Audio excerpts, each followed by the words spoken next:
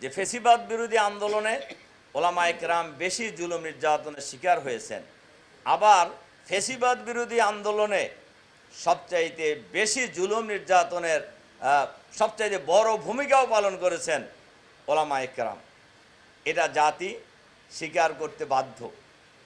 সর্বশেষ, লম্বা কথা বলা যাবে না, সর্বশেষ এবার জুলাই বিপ্লবে আমার বিশেষ করে এই যাত্রাবাড়ির দৃশ্য এখন আমার মাথার সামনে, আমার চোখের সামনে ভাসতে থাকে। আসলে এখন জাতির জন্য সবচাইতে বড় প্রয়োজন কয়েকটা জিনিস দেখা দিয়েছে। এক নাম্বার হলো এই ফেসিবাদের সাথে যারা জড়িত,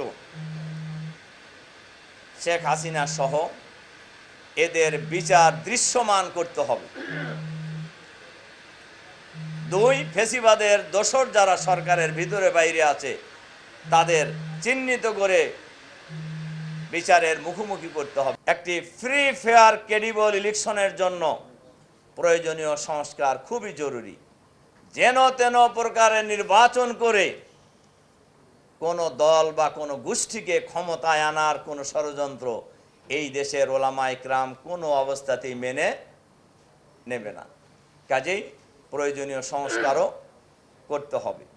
সম্মানিত ওলামায়ে কেরাম,